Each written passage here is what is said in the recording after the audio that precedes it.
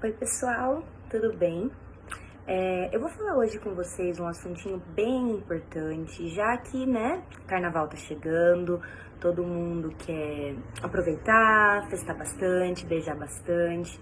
Então eu vou passar umas diquinhas pra vocês hoje, vocês ficarem um pouquinho atentos sobre as doenças do beijo. Todo mundo vai pro carnaval, vai beijar um pouquinho diferente, então é bom a gente sempre ficar de olho, tá bom? Então, o que consiste as doenças do beijo, tá? São infecções causadas por vírus, fungos e bactérias, tá? Quando a gente fala em doença do beijo, significa que elas são transmitidas pela saliva. Através da troca de gotículas de saliva, a gente acaba pegando quando a pessoa possui essas doenças através de um beijo. Ai, mas elas são de longa duração? Não, elas duram um pouquinho só, tem um curto período e geralmente elas se curam sozinhas. Mas tem alguns casos em que essas doenças, elas podem se tornar um pouco mais graves, com uma duração um pouco mais longa. Em alguns casos, as bactérias elas podem migrar da região da boca e descer, em alguns casos, para o coração e, em outros casos, para o cérebro, tá? Então, a gente vai falar um pouquinho, eu vou falar primeiro das graves e depois eu falo, então, das que são menos perigosas. A primeira e mais comum de todas, realmente conhecida como a doença do beijo, é a mononucleose infecciosa, tá? Ela é causada por um vírus chamado Epstein-Barr e ela é facilmente transmitida através do beijo pela troca de saliva, tá? Quais são os sintomas dessa doença? Geralmente fadiga, mal-estar, dor no corpo, febre, podendo ela ser baixa ou até 40 graus ou mais, dor de garganta e dor nos gânglios, tá? Nessa região. Qual é o sinal que a gente consegue observar quando a gente tem a infecção de mononucleose? Geralmente na região de amígdalas ou na região de garganta, a gente consegue observar umas plaquinhas esbranquiçadas e geralmente elas são um pouquinho doloridas, tá? A duração dessa doença geralmente vai de 15 dias até 30 dias, tá? E a gente tem que tomar um pouquinho de cuidado, porque esse vírus, depois que a gente trata ou depois que essa doença some, ele pode permanecer em torno de 2 meses ativos dentro do corpo, tá? Qual o tratamento que a gente pode fazer para mononucleose? Medicamentos para controlar sintomas, para dor, para febre, um Tilenol, uma dipirona, repouso, descansar bastante e ingestão de bastante líquido, tá? É assim que a gente consegue tratar essa mononucleose. A nossa próxima doença é a herpes labial. Ai, gente, herpes, uma coisa tão antiga? Sim, a gente ainda tem nos dias de hoje. Ela é causada pelo vírus da herpes simples do tipo 1, também chamada de HSV1. Ela é transmitida também pela troca de saliva com as pessoas que têm esse vírus ativo.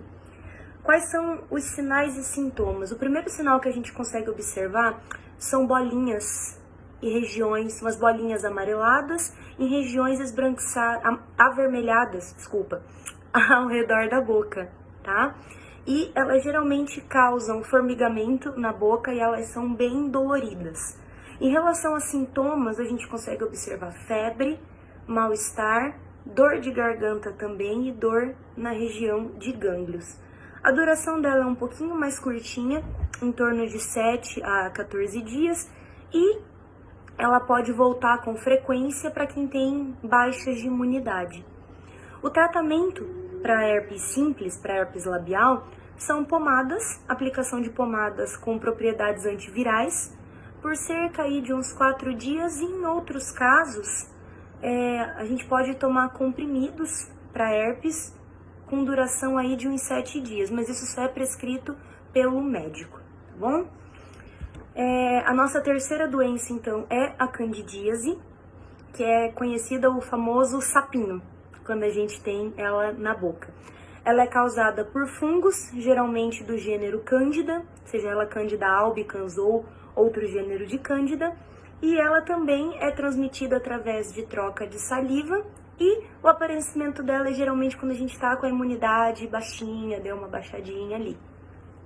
Os primeiros sinais que a gente tem são lesões esbranquiçadas ou avermelhadas na região de língua, e em casos mais graves, essas manchas elas se espalham por toda a boca. No geral, elas têm uma duração aí de uns 5 dias, e o tratamento dela é a base de pomadas antifúngicas à base de mistatina, com aplicação geralmente aí de umas 4 vezes ao dia. Quando a gente tem casos mais graves de candidíase, a gente vai fazer um tratamento com comprimidos à base de cetaconazol ou itraconazol, mas isso também é prescrição médica, vai ter que consultar um médico para saber qual vai ser o melhor tratamento para vocês. A nossa quarta doença é a sífilis, tá? Doença sexualmente transmissível. Ela é causada por uma bactéria chamada Treponema pallidum e ela pode ser transmitida pela saliva através de um beijo das pessoas que têm essa manifestação de pequenas feridas na boca ou através também de contato sexual.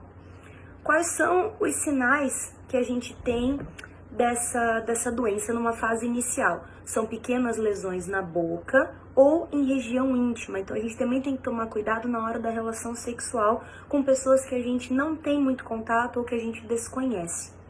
Quando a gente tem uma evolução dessa doença, ela se torna uma doença crônica, ela se espalha pelo corpo todo, podendo causar não só lesões corporais, como também cerebrais, cardíacas e ósseas. Então é uma doença um pouquinho mais perigosa, tá? O tratamento dessa doença a gente faz com o uso de antibióticos à base de penicilina injetável. Outra informação importante, não existe vacina para sífilis, tá? Então, a nossa maior prevenção é evitar beijar pessoas desconhecidas e, em caso de relações sexuais, fazer uso de camisinha, sempre, tá bom? A nossa última doença, que é, dentre todas, eu acho que a menos perigosa, é a cachumba, né?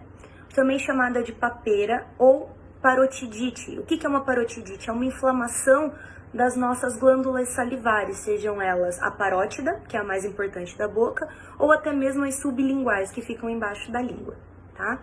Ela é causada por um vírus chamado paramyxovírus, tá? E ela também é transmitida, como todas as outras, pelas gotículas de saliva. Como eu falei, ela leva a uma inflamação das glândulas salivares principais e das sublinguais. Quais são os sinais e sintomas dessa doença?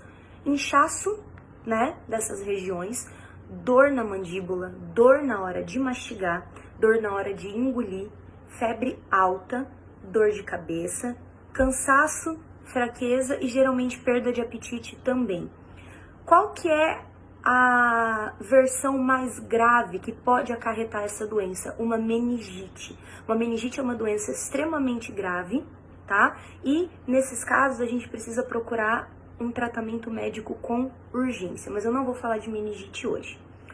O tratamento da cachumba, principalmente, controle com medicamentos dos nossos sintomas, para dor, para inchaço, geralmente ali uma dipirona, um Tilenol, repouso, descanso, bastante hidratação, tomar bastante água nesse período de tratamento, uma alimentação um pouco mais leve e sem excesso de ácidos para que a gente não cause uma irritação nas nossas glândulas salivares, tá? Essa é uma doença hoje em dia um pouco mais difícil da gente obter, da gente se contaminar, por quê? Porque ela é evitada através da aplicação ou da vacinação com a tríplice viral ou a tetraviral. A gente geralmente toma ela quando criança, mas quando a gente é adulto, é importante a gente também tomar mais uma dose para a gente poder estar perfeitamente prevenido dessa doença, dessa infecção por vírus. Infecção por vírus, ótimo.